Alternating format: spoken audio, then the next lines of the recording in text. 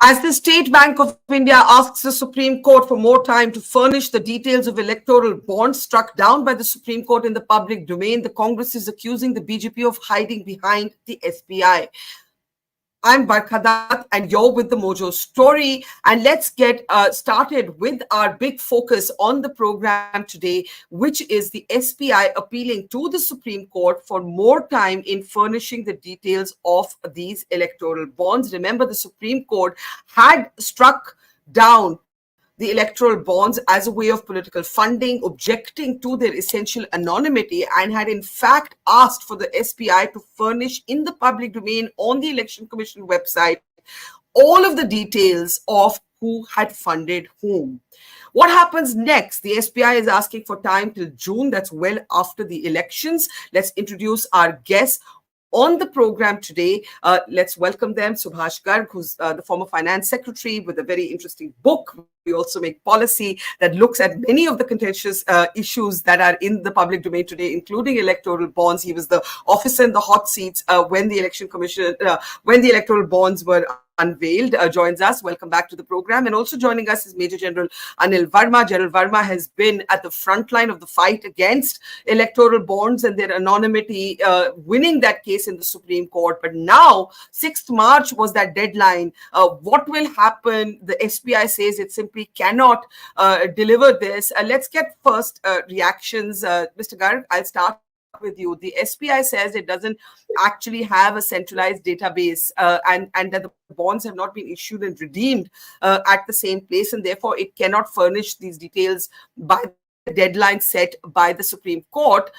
The opposition, of course, says this is a big excuse. What do you say? So it's, to my mind, the lamest of the excuse which SBI has put in. SBI, as per the court judgment, was required to provide only 3 basic details: who purchased which bond, what amount, on which date, and similarly for the party, which party received which bond amount and when. These are the details which are available on the computer any time of the SBI. It doesn't require silos to be reconciled or connected, etc. These 2 silos exist. There is no need for them. For furnishing this information, the SBI need no time at all. What SBI seems to be saying is that we will connect the buyers of the bond and the recipients of the bond, which is not what the Supreme Court has asked. And even for doing that information, which is not required, the SBI will not take any more time. As I said earlier in one of the program, every bond has 1 number. So if you sort the information on the bond number, you can get the information very easily. Both the silos can come up with the number-wise information. So I don't think this is a good excuse at all. Possibly, to my mind, the SBI has been motivated to file this application because the government is not comfortable in revealing this information before the elections are over. And this time which is being asked is also post-election.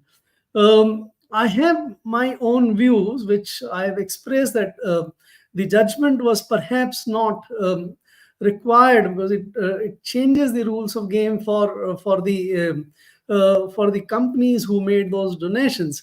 But if it is once it is a judgment, once it is the law of the land, there is no reason for SBI to be given any time. The Supreme Court should throw out this petition as soon as possible rather than losing any time. So I want to understand, you are someone who has not been a critic of the bonds. You finally accepted the bonds as what you call the least evil way of funding politics. You did not agree with the Supreme Court objecting to the anonymity. You always argued that the bonds would not be anywhere without the anonymity.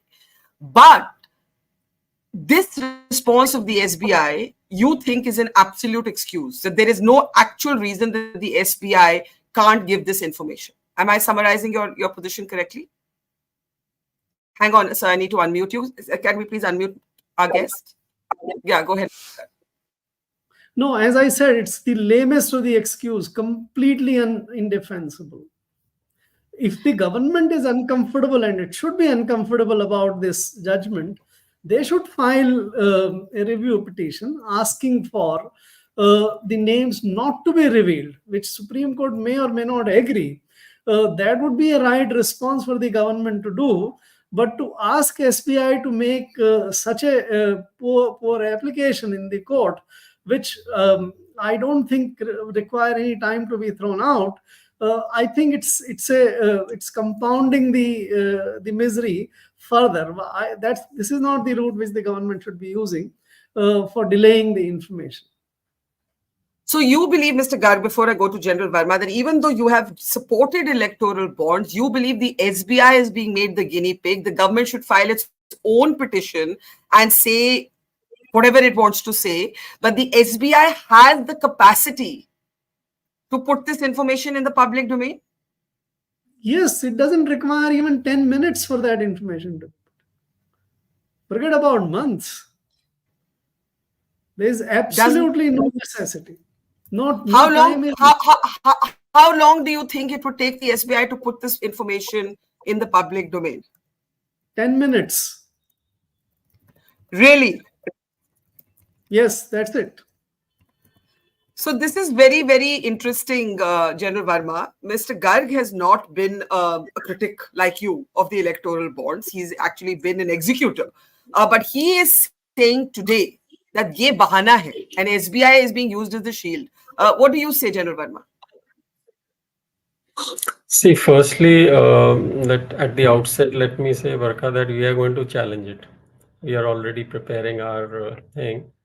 And I cannot say what the motive of the State Bank of India is, or who's pushing it, or what the Supreme Court will do when it hears the SBI application.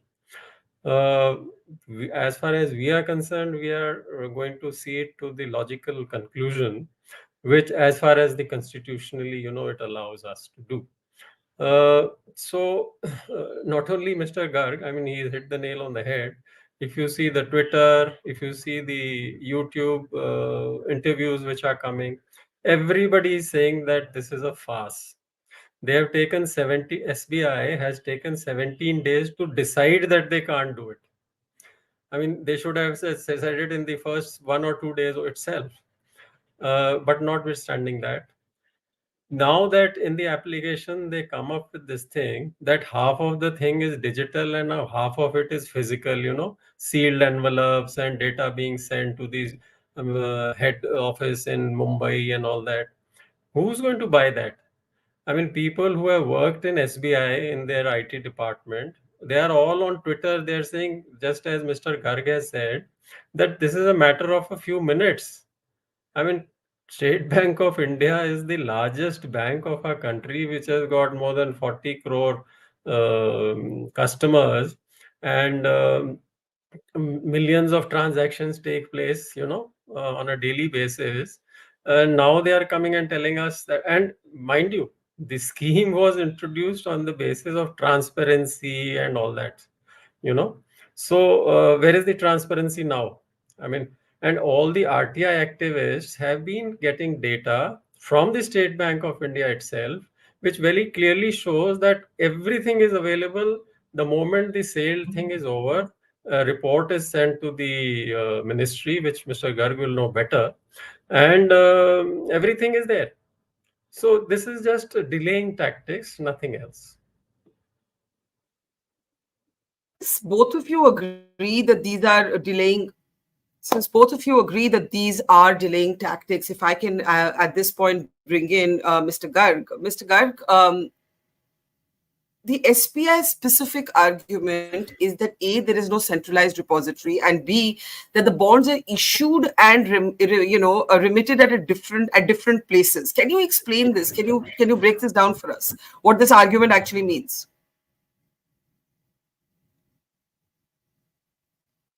Mr. Garg, I can't hear you. Yeah, go ahead. Yeah. So, as Mr. Nair is also saying, the SBI has brought it in after weeks of the judgment. just before the deadline was to come into force. I think their tactic or strategy is that you file it. The code process would require it to be sort of taken up, listed, and some people will join, like ADR, to respond. And in this process itself, couple of weeks or months might go.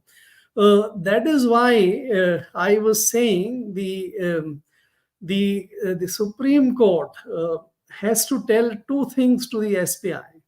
Number one, what SBI is saying that we will provide as information is not what the court has asked it to provide. Court has asked to provide it only three information which I listed out earlier, not connecting for each bond who bought and who received it. That is not what the court has asked. And this information is available at all times online in the database and the computer systems of the SBI. It doesn't require anything to be collated or cross-checked or cross-connected. Therefore, if the Supreme Court tells the SBI, I thought it should have been done today itself or tomorrow, that your petition is thrown out. You go and deliver the information which is asked tomorrow or by the date which was prescribed earlier. So that is the way to go. As far as the scheme requirement was concerned, the scheme also provided that if there is any case or the court directs, that information would be provided by the SBI to the court. And now the court has directed, court has decided, and therefore, in line with this scheme, also the information is to be provided. I think the system should not become sort of a victim of the procedural tactic which the SBI is employing. So, Mr. Garg, you're basically arguing. Can I come back to my guest, please? We can come out of these shots, and can we add General Verma also to our screen? I want to ask you, Mr. Garg, a question. You have argued that actually this whole sort of anticipation that by the 6th of March, we would get to know who has given money to whom, ye itna aasan nahi tha, because that's not what the court asked for. And you're saying what the court asked for is very simple. It needs no coalition. It may not have created any bombshells or high drama, but it can easily be done. But if that's the case, why is the government reluctant, you think, to have that come out? Agar koi naam nikal ke waise hi nahi aane, why do you think the government is reluctant? No, in my judgment, the reason is that the information would be available, that who bought, which company bought, and who received. The connection bond by bond may not be visible, which I said earlier, will not be visible immediately. But people can employ a lot of data analytics to put one to one. SBI may require 3 months' time, which is not justified, but the computer savvy guys can probably do it very quickly. And that is what perhaps the government is worried, that once this information is out, there would be lots of connections established, that who has given to whom, why. And therefore, that may create enormous amount of embarrassment for the political parties as well as for the companies. Now, that's a legitimate concern, which, as I said, the government should file a petition in the Supreme Court and say that for these reasons, it's not desirable to do it. But as long as it is not stayed by the court, the law of the land must prevail. The information has to be provided. General Verma, you say you're going to appeal. You say you're going to appeal and challenge the SBI position. We have no way of anticipating what the Supreme Court is going to do. What is going to be your central argument, ADR central argument in the Supreme Court? We are thinking of filing a contempt petition, because we will simply say that 6th was the date which you had given, and they have not given the data. So they should be, SBI should be held responsible for contempt. That is, I think, going to be the main argument that we are going to give whenever it comes up for hearing.